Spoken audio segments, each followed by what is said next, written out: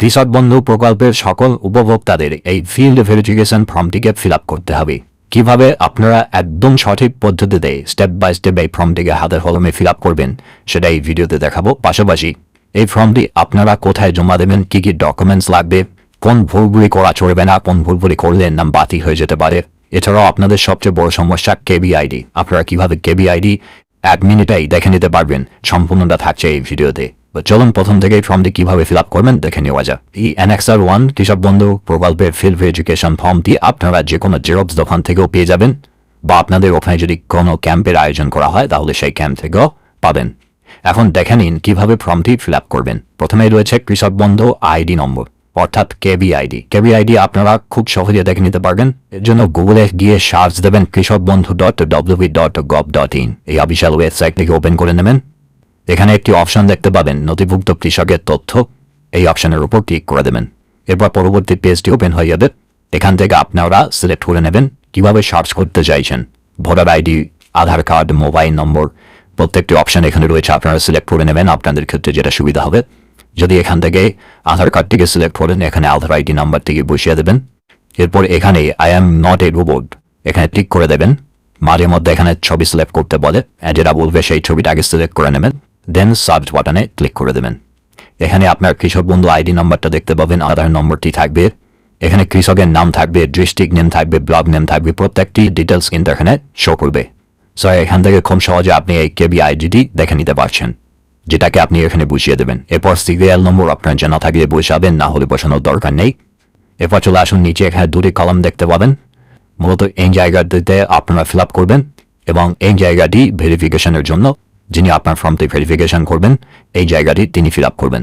So এই জায়গাগুলোতে আপনি কিছুই লিখবেন না, মূলত এই জায়গাতে আপনার ফর্মের সমস্ত ডিটেলস আপনাকে লিখতে লাগবে।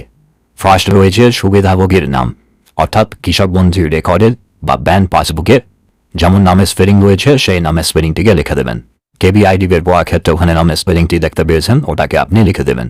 এখানে ফর্মটি ফিল আপ করবেন ইংরাজি বড় হাতের অক্ষরে, অর্থাৎ ইংরাজি ক্যাপিটাল লেটারে ফর্মটিকে সম্পূর্ণ ফিল আপ করবেন। এরপরে এখানে দিতে হবে পিতা, স্বামী, স্ত্রী বা অভিভাবকের নাম। যদি আপনি একজন পুরুষ হয়ে থাকেন তাহলে আপনি আপনার অভিভাবকের নাম দেবেন, বাবা বা মায়ের নাম। যদি আপনি বিবাহিত মহিলা হয়ে থাকেন তাহলে সেক্ষেত্রে স্বামীর নাম দিয়ে দেবেন, এখানে লিখে দেবেন। এরপর রয়েছে ঠিকানা, ফার্স্ট রয়েছে জেলা, এখান থেকে আপনার ডিস্ট্রিক্ট বা জেলার নামটিকে লিখে দিতে লাগবে। নেক্সট রয়েছে ব্লকের নাম, এখানে আপনার ব্লকের নামটিকে সঠিকভাবে লিখে দেবেন। এরপর এখানে দেবেন গ্রাম পঞ্চায়েতের নাম, আপনার যে গ্রাম পঞ্চায়েত রয়েছে সেই গ্রাম পঞ্চায়েতের নামটিকে সঠিকভাবে লিখে দেবেন। এরপর এই জায়গাতে আপনার মৌজা বা গ্রামের নামটিকে লিখে দেবেন। মোটামুটি ঠিকানা দেওয়া কমপ্লিট। এরপরে নিচে রয়েছে সুবিধাভোগীর কিছু বিবরণ দিতে লাগবে, অর্থাৎ বেনিফিশিয়ারি যিনি রয়েছেন, আবেদনকারী যিনি রয়েছেন তার কিছু ডিটেলস এখানে দিতে লাগবে।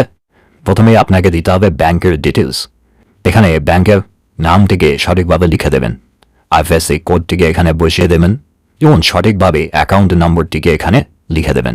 এরপর 5 দাগ ফিল আপ করুন, এখানে বলা হচ্ছে আধার সংযুক্ত মোবাইল নাম্বার, অর্থাৎ আধার লিঙ্কড মোবাইল নাম্বার এখানে লিখে দিতে হবে, অর্থাৎ আপনার আধার কার্ডের সঙ্গে যে মোবাইল নম্বর লিঙ্কড রয়েছে সেই মোবাইল নম্বরটিকে এখানে লিখে দেবেন। নেক্সট 6 পয়েন্টে রয়েছে আধার নাম্বার, এখানে আপনার আধার নম্বরটিকে সঠিকভাবে লিখে দেবেন। এটা সম্পূর্ণভাবে বেনিফিশিয়ারির ডিটেলস ফিল আপ করছেন, এখানে আদার্স কোনো পার্সনের ডিটেলস কিন্তু দেবেন না, এখানে শুধুমাত্র যিনি উপভোক্তা শুধুমাত্র তার ডিটেলস দেবেন। এবার 7 পয়েন্টে ভোটার কার্ডের কিছু বিবরণ বা ডিটেলস এখানে দিতে হবে, যেমন ফার্স্ট রয়েছে এপিক নম্বর, এখানে ভোটার কার্ডের যে নম্বরটি রয়েছে আবেদনকারীর সেই ভোটার কার্ডের নম্বরটিকে এখানে লিখে দেবেন। নেক্সট রয়েছে এসি নাম্বার, অর্থাৎ অ্যাসেম্বলি কনস্টিটিউয়েন্সি নাম্বার, অর্থাৎ আপনার যে বিধানসভা সেই বিধানসভার ক্ষেত্র নম্বরটিকে এখানে লিখতে হবে, কত নম্বর বিধানসভা বা বিধানসভার নামটিও পাশে লিখে দিতে পারে।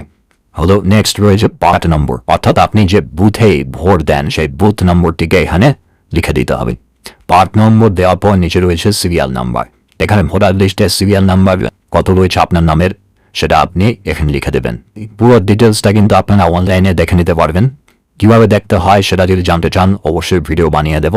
তাছাড়াও আপনাদের বাড়িতে ভোটের আগে যে বিও দ্বারা চিরকুট দিয়ে গেছিল সেখানে কিন্তু এই সমস্ত তথ্য রয়েছে, এছাড়াও আপনারা অনলাইনে দেখে নিতে পারবেন, বা আপনার বাড়ির যদি কোনো বয়স্ক ব্যক্তি থাকেন যদি এই বিষয়গুলো জেনে থাকেন তার থেকেও জেনে নিতে পারেন। এরপরে 8 পয়েন্টে বলা হচ্ছে এসআইআর আপনার নাম কি এএসডিডি তালিকায় পাওয়া গেছে, ফার্স্ট জেনে নেন ASDD তালিকা মানে কি। ASDD তালিকায় কারা কারা পড়ছেন, যারা SIR absent, shifted, duplicate or dead. এই লিস্টে যদি আপনার নামটি থেকে থাকে তাহলে এখানে আপনাকে ইয়েস নোতে উত্তর দিতে হবে। ASDD কথার অর্থ হলো অ্যাবসেন্ট, শিফটেড, ডুপ্লিকেট অথবা ডেড।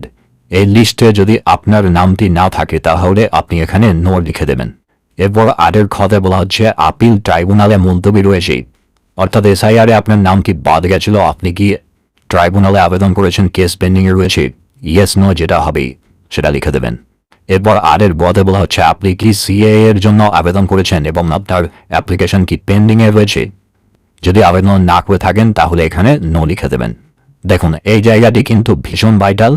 এই জায়গাতে আবেদনকারীর নাম বাতিল হতে পারে, যেমন যদি SIR আপনার নাম ASDD তালিকায় চলে যায় বা নাম বাতিল হয়ে যায়, কেস পেন্ডিংয়ে রয়েছে আপিল ট্রাইব্যুনালে, বা আপনি যদি CA এর জন্য আবেদন করে থাকেন সেক্ষেত্রে কিন্তু কৃষক বন্ধু প্রকল্প থেকে আপনার নাম বাদ চলে যেতে পারে।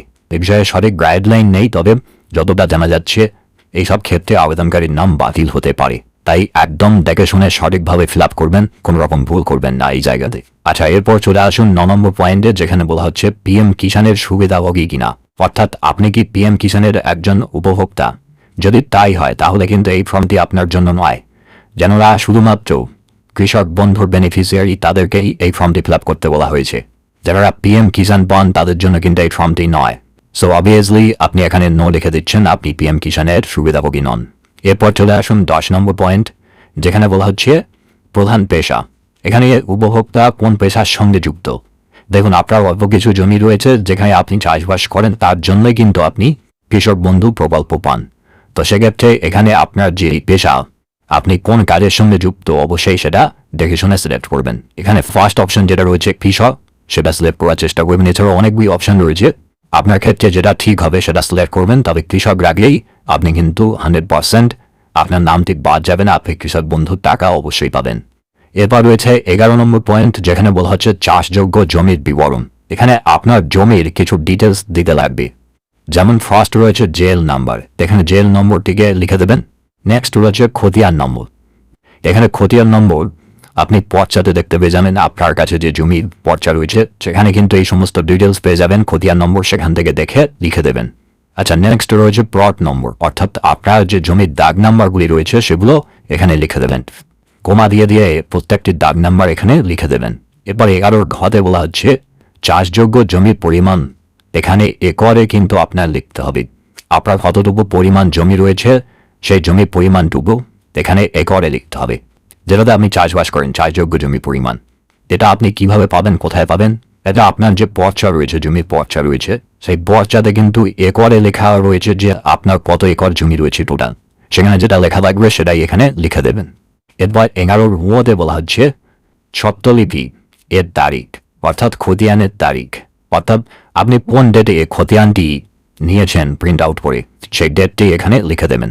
এই তারিখটি আপনি কোথায় দেখতে পাবেন, আপনার কাছে যে পর্চা রয়েছে সেই পর্চার একদম নিচের দিকে যে ডেটে আপনি এই পর্চাটি নিয়েছেন সেই ডেটটি রয়েছে, সেই ডেটটি আপনি এখানে লিখে দেবেন।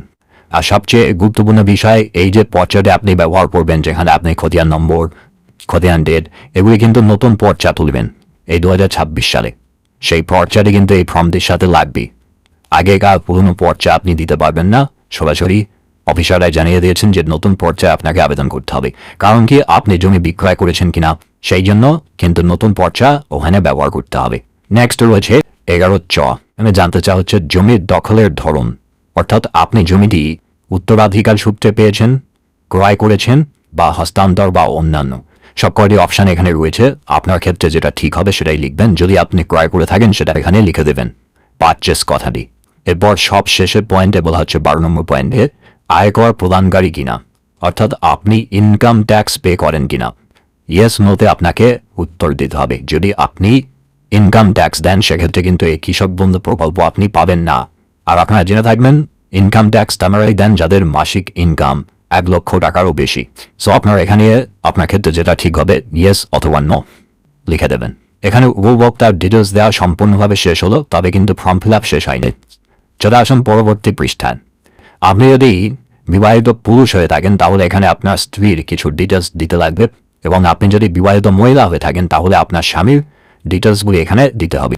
যেমন ফার্স্ট রয়েছে স্বামী অথবা স্ত্রীর নাম, spouse name.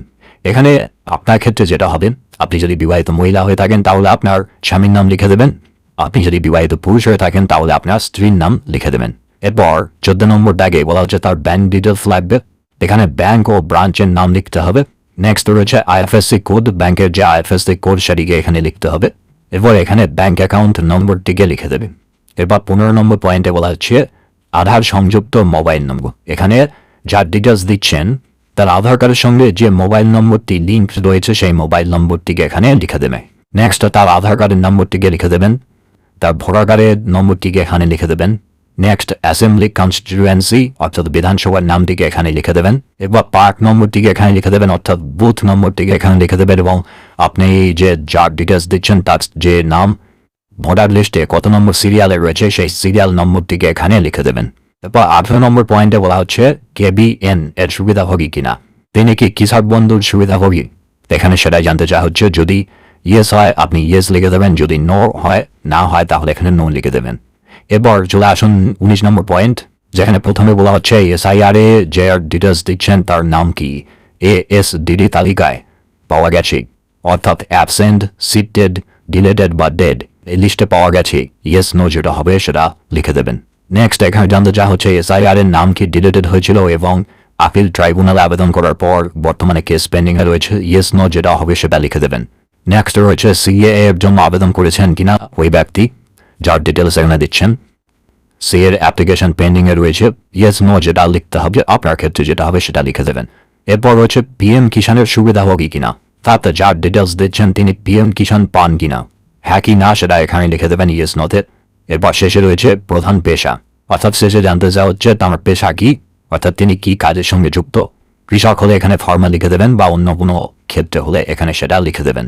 Form fill up ডান, এখানে একটি অঙ্গীকার পত্র রয়েছে নিচে যেটাকে আপনারা রিড করে নেবেন এবং এখানে সুবিধাভোগীর স্বাক্ষর অর্থাৎ যিনি বেনিফিশিয়ারি রয়েছেন, যিনি আবেদনকারী তার একটি সই করতে হবে এবং নিচের অংশটি কিন্তু শুধুমাত্র দাপ্তরিক ব্যবহারের জন্য অর্থাৎ অফিসিয়াল ইউজের জন্য।